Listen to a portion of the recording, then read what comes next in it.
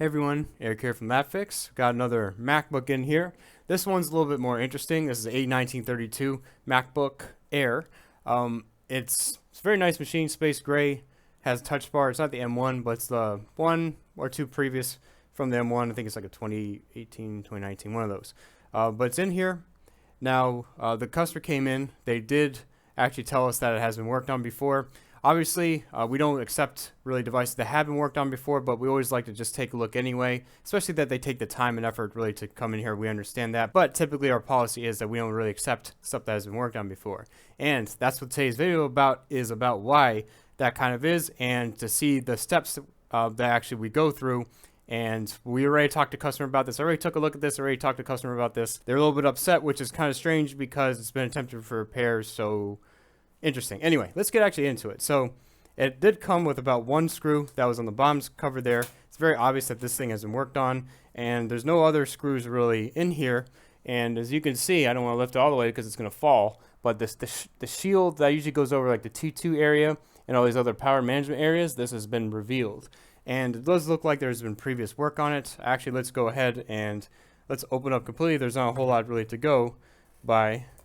And one of the screw mounts is actually broken. This is kind of like just a mess here completely. So I'm going to undo just a few more things I just want to undo for it. Okay, so I got it out. You see this is exposed, and even one of the standoffs are actually still there. That was kind of just the way it was. So for typical boards and typical repairs, you usually see us like plug in right away. We want to measure shorts. We want to see what's going on, what's the symptoms of it. For a typical laptop, that's what you want to do right away, because you want to at least start off, okay, in the back of my head, what's going on? Is it showing no power? Is it showing a certain amount of voltage? Is it showing no voltage at all? Is it showing voltage and no current? You want to see what's going on, so it's always going to plug it in. But since we have a device that's been open, it's been worked on, we don't want to plug it in because we want to see the damage first, because there's damage on the board. That's just always what it is. Or at least there's been work on the board. We want to see if there's anything that's been overflowed, see if there's anything missing, and see if there's any extra damage on top of that. So whatever the repair is in the first place, now we have to go ahead and see what's going on after the repair. So if there was a shop that might have damaged something further or maybe messed it up,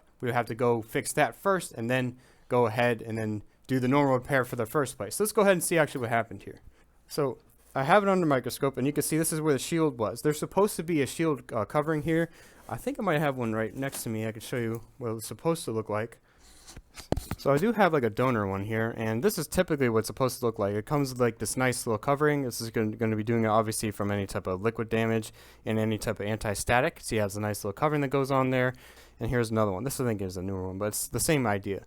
So we wanted to go ahead and take a look at it. So we see that the T2 chip is actually exposed, which is very dangerous. You don't want that to happen. You can see there's lots of problems with it. If there's any even short, it can damage this chip, or you can even be stuck in like a DFU mode or something. There's lots of problems that can be attributed to that, especially if you don't know what you're doing and you damage that, or just lots of big problems. So what we have over here is a problem, and you see here's a T2 chip here, and right next to this is the main IC here. We can actually look under here, and we see that there has been some work done, obviously, and there's some stuff missing here.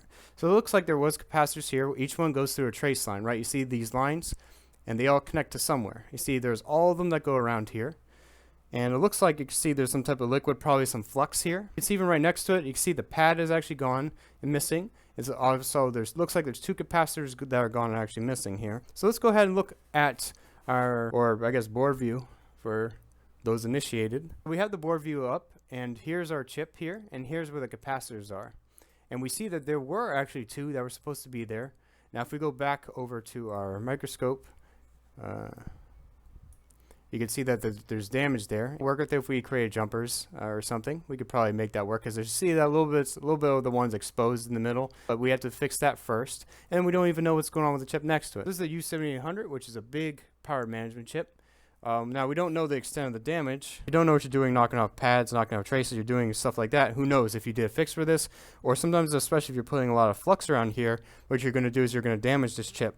And a lot of flux can get stuck under there, and it's very easy for the BGAs to maybe get connected, especially if it's soldered incorrectly or reflowed incorrectly. So this again is we're just talking about the board here and what's work's been done. We haven't even really gone into the main issue for it yet.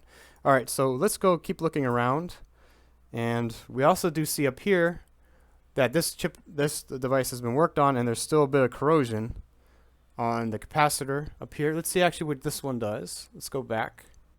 And what does this capacitor do? This is the PV3V3 G3 hot, as well as a U8200, which is the PV3V3 G3 hot. And these are important, obviously, for this thing to turn on, correct? And there's also some other corrosion if we go under the microscope. There's other corrosion around the same area too. And it's very close to where that Texas Instrument IC is for regulating the voltage, right? If you're getting 5 volts or 20 volts, sometimes that could be around this area, can be a little bit impacted, a little bit damaged, and that would cause that, or especially something to go wrong. But there's liquid damage in this area, it can damage a lot of different things. So we see that's here. So you can see all this damage already, but we haven't even discussed really the main issue with it. What was the major problem with it to begin with? And especially boards that have been worked on before, that's the biggest problem with it. First, you have to fix the fix that was attempted, and then you had to fix the initial problem in the first place.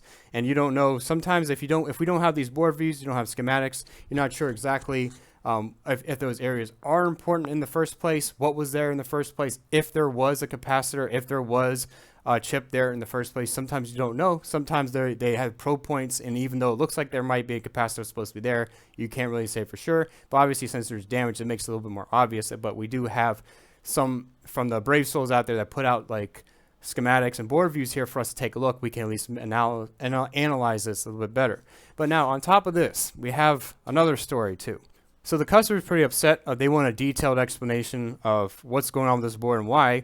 And we can definitely give them a detailed explanation of what's going on with it and why. And they can watch the video, which is the best explanation of it and why, and what's really going on here. And you can see the troubles that we would have to go through, even if they don't even want to fix it. And even if they did want to go ahead and fix it, you can see the lot of troubles that it's going to be just to do a fix for it, because we have to repair what the other repair shop did and then do the initial fix for it in the first place. Now, this really isn't a joke, because especially if the data was really important, which I don't think it is, because the customer doesn't seem to be very interested in the data or anything else going on here. But these boards, if you guys aren't aware, these boards have the SSDs built into the board. The major way you're going to get the data off is you have to fix these boards, really, to get the data off. We actually have a pretty cool video if you want to check out about the severe liquid damage. Those are one of those instances where we can mainly just attempt just to get enough to power on just for a little bit so we can extract data, and we can do other things like that. But there's very rare instances where that does happen, but it does. It's been like this for many, many years, and that's the problem with these things. So now we have to deal with the customer. The customer is complaining about it, wants a detailed explanation. Again, we'll give them a detailed explanation. We'll let them know what's going on, but that's what we have to deal with, especially as a shop. We have to take a look at it, and it's unfortunate that they don't want to do repair, because this would actually be a fun video for you guys. I know I'm making a fun video for you guys right now. If you did like it, please leave a like. If you did, and subscribe. We do lots of other repairs. Unfortunately, they don't want to fix it, so we're going to give it back to them. We'll put it back, try to make it as nice as we can, but I mean, this is the way it comes. This is the way it comes in. But anyways, guys, I just hope you guys enjoyed watching my little rant and just a nice little talk about this. Hope you guys were watching. If you did, please leave a like again. It just helps us a lot. Subscribe for more content. We got lots of board repairs. We got M1s, we got M2s, we got M1 Pros, M1 Pro Maxes, you name it. We got it on the channel. Did lots of stuff before. If you like more basic repairs, we do screen replacement, keyboards. We can show you stuff. If you guys are interested in a certain repair, just let us know down below too. We can do that. Especially we like doing Macs and data recoveries. That's probably our favorite things to do here. But we can do everything else as well. So hope you guys enjoyed watching. Take care. Bye.